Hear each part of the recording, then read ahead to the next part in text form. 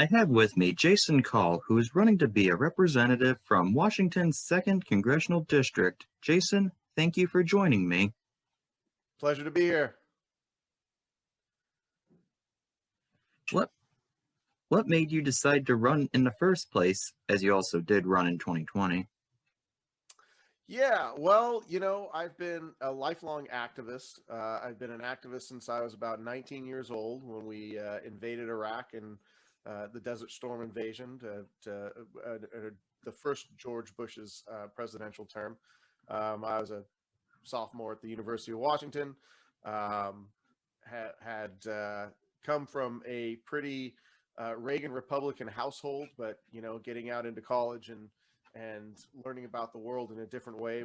My personal political direction veered strongly to the left and very much anti-war, and so I was out protesting in the streets when that invasion was taking place in 1990, but have continued that kind of activism on many issues fronts during a lot of anti-war, like when we invaded Iraq in 2003.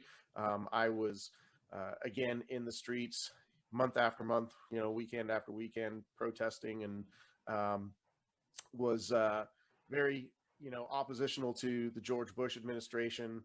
Prior to that, during Clinton's administration, again, I was opposed to his military actions. Did not vote for Clinton second time around, and did not vote for Gore.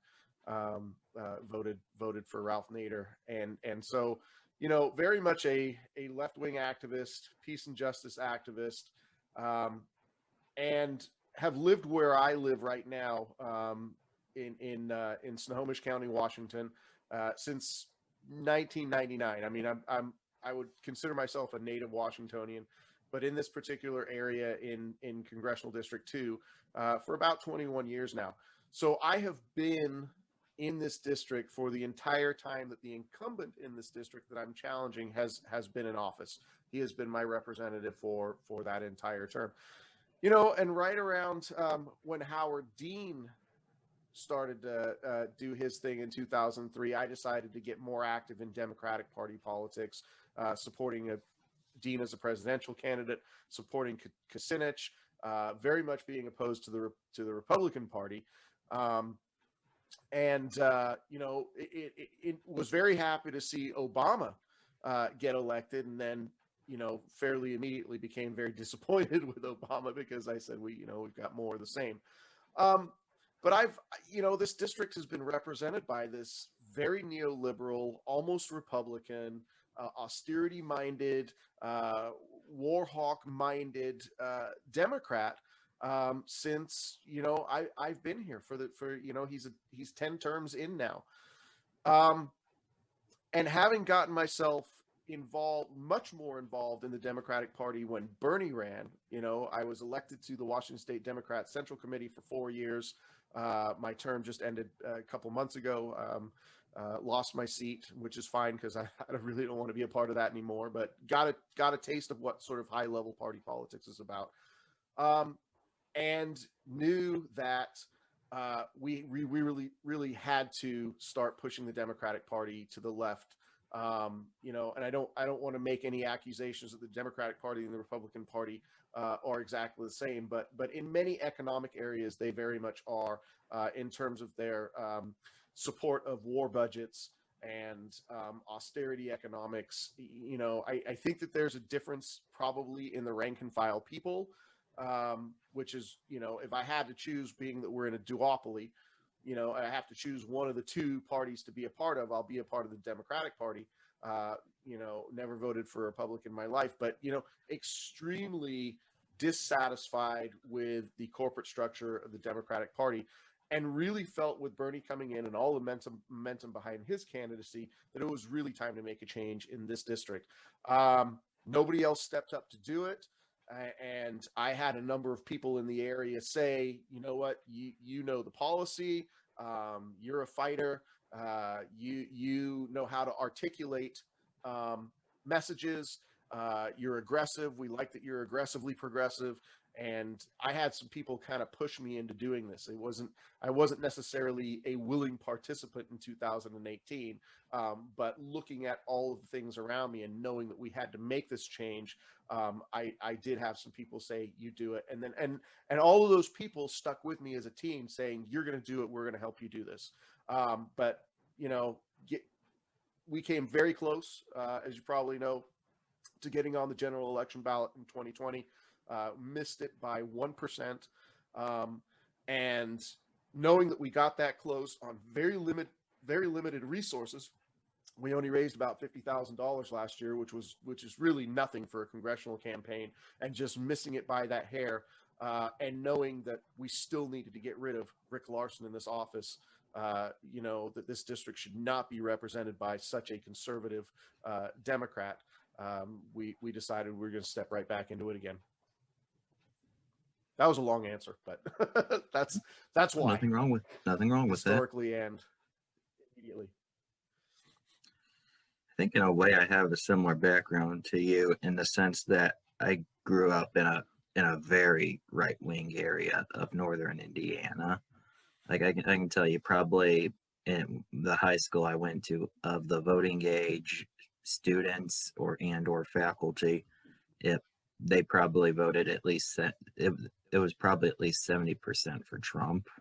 I mean, to say the least, it was not a very diverse school. A very red state. Yeah, like basically. Well, I mean, Washington. Go ahead. I'm just going to say my district basically it's a sea of red, with the exception of South Bend, and that's not enough to bring whoever the Democratic nominee is for the given election to the victory. Well, hopefully, one of the things that I really think we need to do is not that I want to make any sort of political concessions to the right-wing mentality, which is very anti-immigrant, a lot of racism, really sort of ingrained historical racism, but also to recognize that those are. There are a lot of working class people who for whatever reason have not recognized that really both parties pushing austerity and pro corporate economics is not serving them. So I at the very least, I'm hoping that we can make some headway in the future to having those people understand that, at least economically, the Republican Party is not serving them at all. I mean, the Democratic Party isn't either, because the Democratic Party is very corporate minded. But pushing left in terms of workers' rights and salaries and living conditions for the working class, I would hope that those people would maybe come our way some in the future. Yeah, I mean, I think basically getting people on your side via increased workers' rights and other benefits for them would be able to help more various marginalized communities by extension, because the same people elected would be able to enact policies that would be to their benefit, even if maybe some of their voters would not necessarily support that. Right. Now, according to a bit of research I did on Larsen, he does not support the Green New Deal to combat climate change on Earth, and takes campaign money from ExxonMobil, who has known that climate change has been occurring since at least 1977. What would you say about Larsen in this regard? Well, it's one of the things that we take him on for. He doesn't support the Green New Deal, and he doesn't support Medicare for All, and he takes a ton of corporate money. In fact, anybody who wanted to go to my campaign website, which is callforcongress.com, you'll see a tab there called Rick's Receipts. And I have, without any hyperbole, I've got the best opposition research in the country. And we have dug into his entire history, and even his history prior to becoming a congressman. I mean, he worked for the Washington State Dental Lobby, which is one of the most powerful lobbies in Washington State. I think the dental lobby nationally is really pretty powerful as far as a medical lobby. But he came from a lobbyist background. He was supported by law. I mean, all of his campaign money for his very first run came from lobbyists. And that's who he has been serving right from the start. So here in my district, we have Boeing. We have in fact, it's the largest building in the world. The largest indoor building in the world is Boeing's manufacturing plant here in Everett. And so we've got Boeing, which is a large employer in the area. We've got Larson being on the aviation committee. He's now chair of the aviation committee of the House Transportation, and being on the Armed Services Committee for his entire career. We've got 2 naval bases in the district. And, those industries, the aviation and the military industrial complex, are very tied into the fossil fuel industry. He has been in support of coal trains coming through Canada.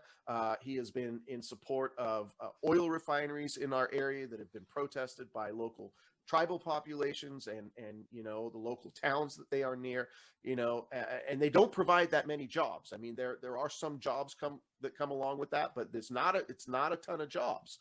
But definitely the industry wants to have its presence here. So they fund him a lot. He's taken 75% career long. He's taken 75% of his contributions from corporate sources. That's PACs or executives. In fact, we took a look at, when you make a donation, you have to identify your employer. And if you look at his sort of historically who the individuals, not just the PACs, but who the individuals who have donated to him, it's a lot of lobbyists, it's a lot of executives, it's a lot of managers.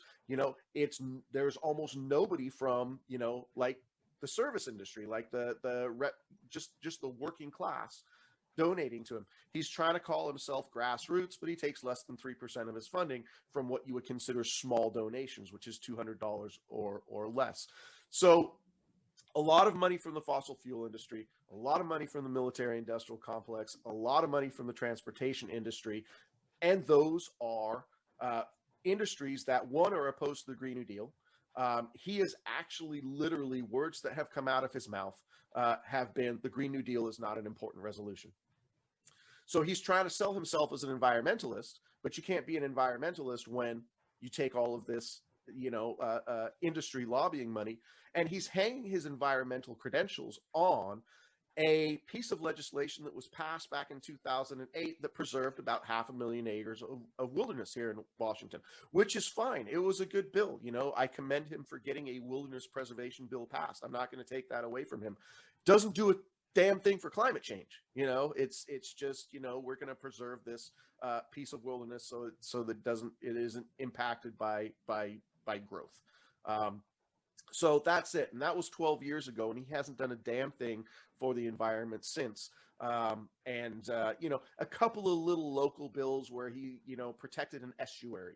He's big on, like, I protected this estuary so that people have a nice little estuary, which is, again, I don't take any issue with that, but that's not climate change. That's not the systemic change that we really need to make sure that we don't go deeper into this feedback loop of rising tides and global ice melt and rising temperatures. And he is doing literally nothing on that front whatsoever. Now, also you mentioned that there are 2 military bases in your district. Of those, yes, we have 2 naval bases. Yep, one in Everett and one on Whidbey Island. Yep. What has Larson exactly done for veterans besides be very gung ho on going to war? Well, I mean, the reality is not much. He's voted for every military budget throughout the Bush and Trump years. The only NDAA that he did not sign was the 2015 one that came from Obama, that Obama was going to, that was in the Obama administration. And Obama had said he was going to veto that anyway. So that was a safe hands off for him. And then when Obama presented his replacement budget, he ended up voting for that one. So he's voted for every NDAA that has passed his entire career. So he's very good at getting money to military contractors, which are the people who are donating to him. He is not very good at in ensuring military, benefits for the actual workers in the military.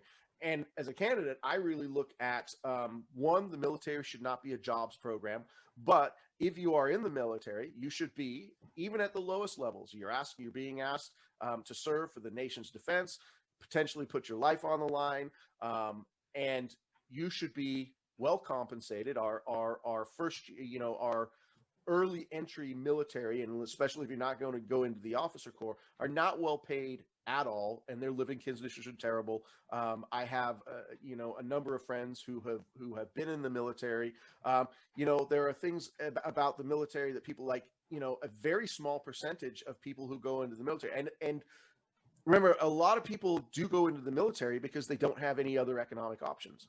Sure. As a high school teacher of almost 20 years, I know that the economy that my students were graduating into was increasingly less able to provide for them. We're going into this gig economy, low paying jobs, having to work 2 or 3 jobs just to make ends meet and pay rent. And this is, it's not jobs that people can build a family around. So people have this idea that I don't have much economic opportunity, I'm going to go into the military.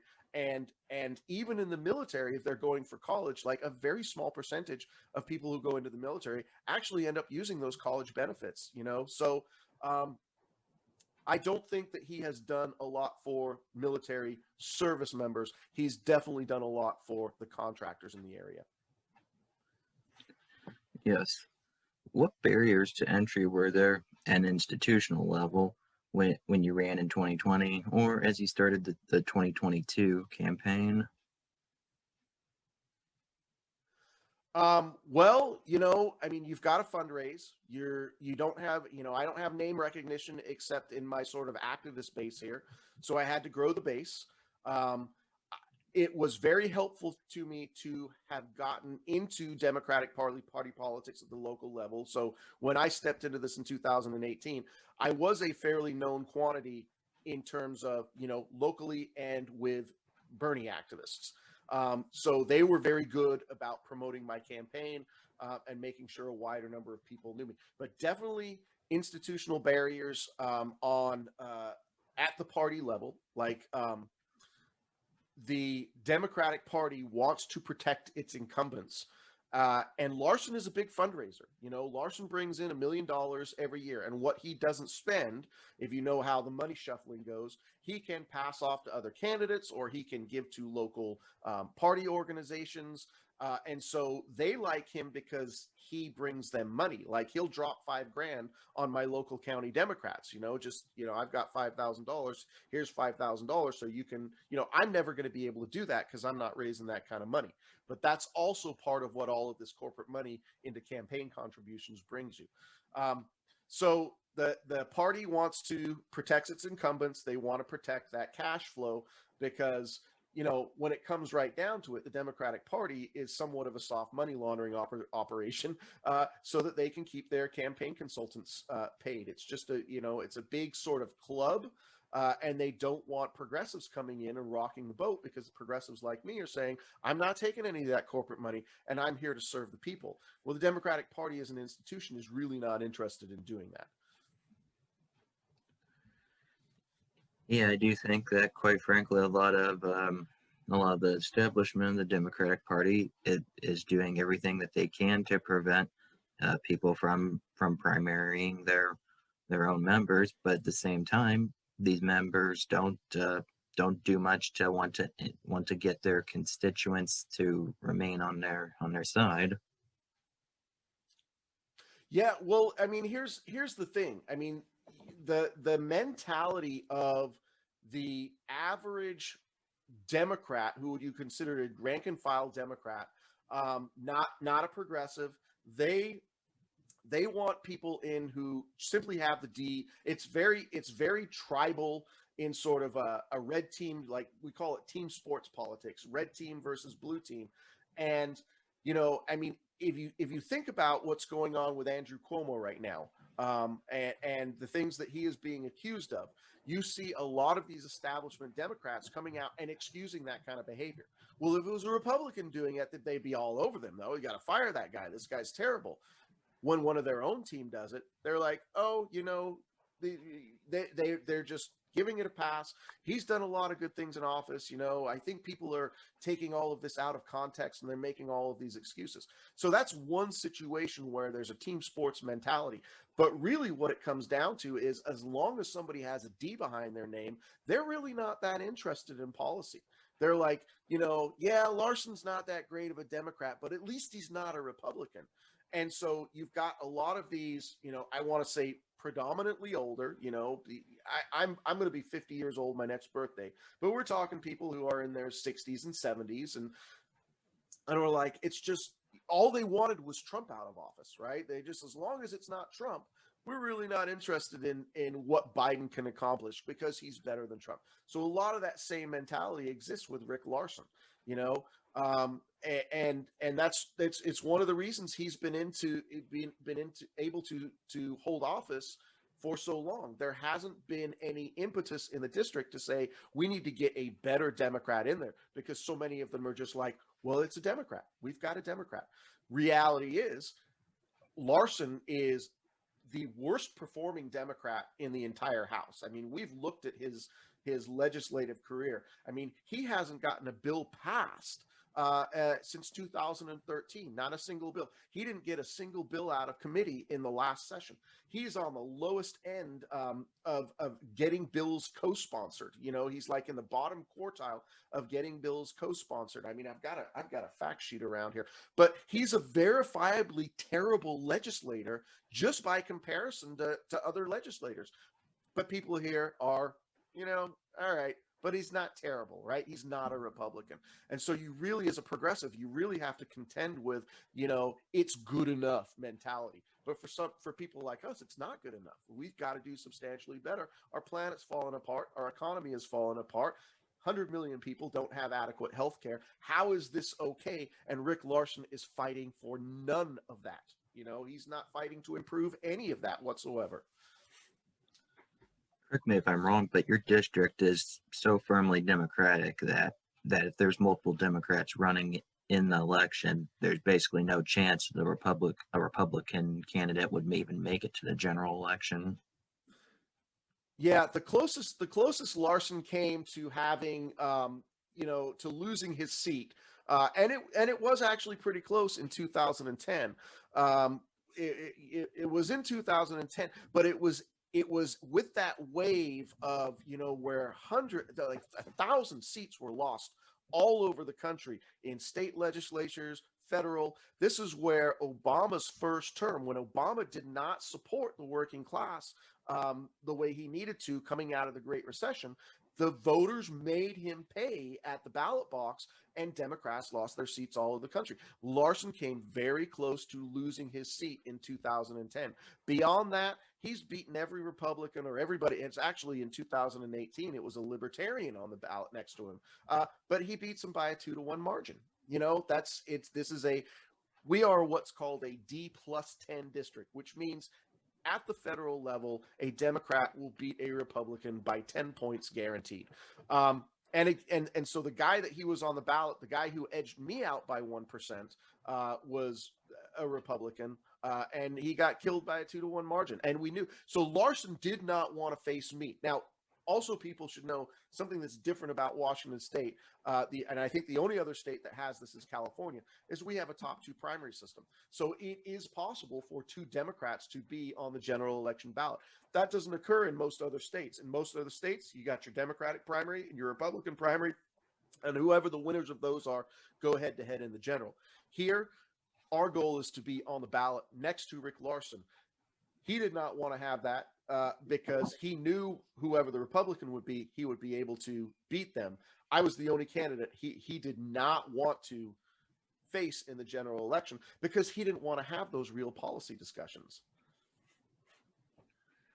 Yeah, I mean, I take it he was unwilling to debate you at least prior to the primary election. Not a single debate. Nope. He would not. He did not acknowledge my campaign. Even when we were in the same room going for local party endorsements. Now there are 14 local Democratic parties in my district. You know, either wholly within or intersectional with my district. That is legislative districts and county party organizations. I got 7 endorsements out of those 14. He did not get all 14. But we were in many endorsement meetings together, you know, in Zoom meetings. So I see Rick Larson there, and I'm assuming he sees me there. He did not acknowledge my campaign a single time. Every time he spoke, he talked about the inevitable Republican that he would be facing on the ballot. I mean, it was really, you know, disrespectful, but not surprising. He did not want to acknowledge that there was another Democrat running for the seat. With Joe Biden having been president of the United States for just over 1 month now, what do you what do you think of his job? What do you think of how he has done and expect from him in the future, if anything? Terrible, and I have no expectations. I really, you know, I got to be honest about that. He won't even fight for $15 an hour. The Democrats have the absolute ability, and this is one of the things that I think so many people on the left are very frustrated about with the Democratic Party, is that they have the capacity to take full control. Right? We could blow up the filibuster, and we don't have to give Mitch McConnell, because Mitch McConnell is the worst. I mean, he is a liar. He is disingenuous. He says one thing and does another. You know, this is the guy who said to Obama, my only goal is to make sure that Obama is a one-term president. So I'm going to block every good thing for the American people simply so we can get Obama out of power and assume control. Why are we trusting these people at all? Why are we allowing them to have any power in government at all? Biden could blow up the filibuster so that we don't have to go for this super majority every time. And we can say, look, we've got 50 votes plus Kamala Harris. We're going to do every damn thing we want to. We control the House. We've got the presidency. Democrats do not want to take that power, you know, and the reason they don't want to take it is because they serve the same corporate, you know, donorship that the Republican Party serves. So what we have seen so far has been extremely frustrating. We've got more, you know, I would say, you know, the thought on this is that the recent bombings in Syria were illegal. Certainly didn't get congressional approval to make that those military strikes. So we've got more war making. We've got you know, a COVID package that did not, you know, we couldn't get the $2,000. I mean, they didn't even want to give the $2,000, but we need recurring payments. It's not like we don't have the budget to do this. They all want to say, well, how are you going to pay for it? How are you going to pay for it? They pay for every damn thing that they want to pay for when they want to pay for it. And so them not paying for this simply means they don't want to pay for it.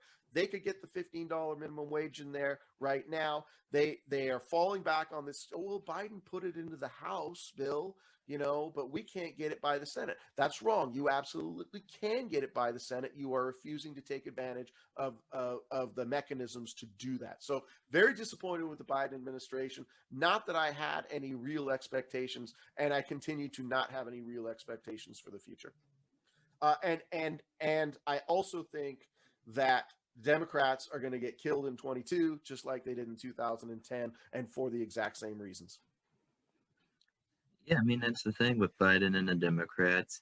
They they got all this power. Yeah, that's the thing with Biden and the Democrats. They got all this power in 20 after the 2020 elections, largely based off of telling people about how they would benefit them, such as giving them the $2,000 checks, the increasing the minimum wage, and various other factors. Yet yet they quickly went back on the former by saying it was actually $1,400 checks, which if you add them to the $600 we got in the past, then you get your $2,000, or or just saying that the Complete sleight parliamentarian of said hand. that, or saying Totally that the just numbers. parliamentarian says we can't include the $15 minimum wage increase in the relief bills, so we won't do it, even though it also follows procedure to overrule the parliamentarian or even just outright replace them. Which the Republicans have done. The Yeah. Republicans did that in 2001 when the parliamentarian didn't agree with the Bush tax cuts. They said, buddy, you're out of here. Got themselves a new parliamentarian that agreed with what they wanted to do, and there you go. Democrats could do the same thing. This whole idea that we're standing on decorum and tradition is complete bunk. To me, it's like this. You certainly it's not an issue with following precedent or procedure. It's when doing that gets in the way of actually helping people. It'd be like saying in the 1850s that if you encountered a fugitive slave or whatever, that you would do nothing to help them because theoretically that would be against the law to help them, even though it would be the moral thing to do. Yep. Yep. Not a whole lot of difference, really. Now, going into the future, what do you think of the American left? Whoo, man. I hope we can get it together. I hope we can have some. I'm all about solidarity. You know, I didn't involve myself in the force the vote uh, um, wars, the Twitter wars on force the vote. I really tried to stay out of that because, um, you know, I on the one I really I kind of understood both sides. I don't think that people who have a difference of opinion or difference of tactics should be getting vitriolic and canceling each other, such as it is, over really what is a difference of opinion. Because in the end, I think we all want the same things. We want to make sure that we have a more socialist. Some of us are outright socialists and some people are more democratic socialists. There's I mean, for me, I think capitalism is just a terrible system, and I would like to see capitalism abolished. The reality of that happening, probably not great. Although, if times get tough enough and people really uh, do recognize how exploitative the capitalist system is, maybe enough people will get together and overthrow capitalism, and we'll have a socialist government again. But socialism is not mutually exclusive with democracy. I think there's a really misguided interpretation there that says you can't have socialism and democracy being compatible. In fact, I always I like to say something that Lee Carter of Virginia says, which is, if it's not democratic, it's not socialism. And so there's definitely socialism, but it is a socialism that is is a democracy that is accessible to the masses of people. And our democracy right now is simply not accessible to the masses of people because of the power and wealth of the top 1% and of the corporatocracy, the oligarchy. So we don't have real functioning democracy in America right now. So I think the left has really got to, for lack of a better term, like grow up and get over these sort of petty differences. The history of the left has been, fighting each other over schisms rather than fighting the real power, which is the concentration of money and corporate power and long-term wealth. So the future of the left is tentative. I always want to remain optimistic because it's what I personally am fighting for. I am fighting for a more powerful left movement. I want to see us get more seats at the local, state, and federal level. We're going to have a hard time doing that if we don't get over these sort of what I would think of as minor differences, and a lot of it based in sort of personality and ego, which it's one of the reasons I didn't want to take part. I had friends who were for force the vote, and I had friends who were against force the vote, and I can understand the arguments on this side and that side. It's not worth cutting each other's throats over. Let's figure out how we can move forward and actually get more real power, which means we've got to get people elected. Yeah, I mean, certainly, I think something should be done amongst some of the progressives or leftists in Congress to, for lack of a better term, flex some muscle.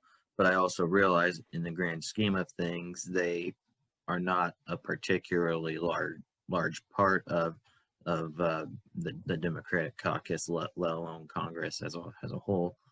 Admittedly, another issue that I Yeah, think they run into is that a lot of their electoral success comes in areas that are it comes in districts that are part of major cities. At a certain point, you're going to you're going to run out of that. You're going to run out of cities or districts. yeah. Well, just a matter as a matter of like real analysis of what happened with force the vote. I mean, people were looking at representatives like Katie Porter and Raul Grijalva and even Pramila Jayapal, who is the only progressive in Washington State. Every other, all six other Democratic reps in Washington are decidedly not progressive. Derek Kilmer is the chair of the New Democrats, and they're all members of the New Democrats.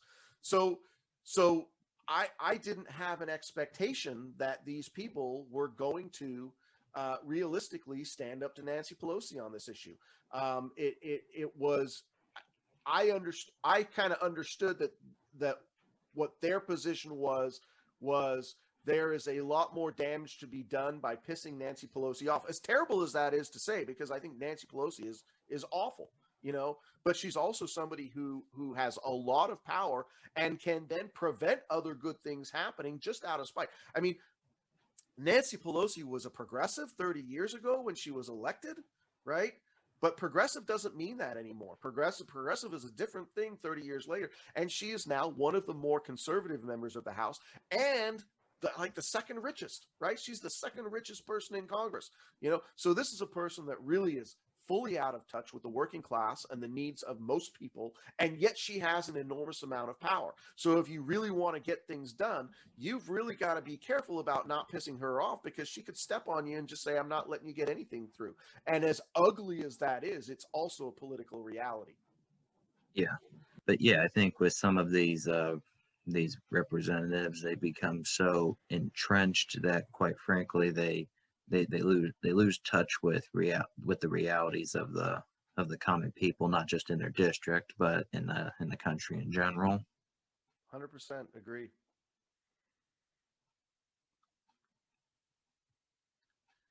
Well, I just want to thank you for taking time out of your day and Sure. campaign to participate in this.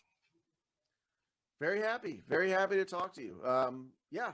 Um, you know, I'll see you around on Twitter. And, I've appreciated the opportunity to talk about my campaign and my district and my opponent and, where I think we need to go as a country. I appreciate it. I wish you luck. All right. Thanks, Ryan.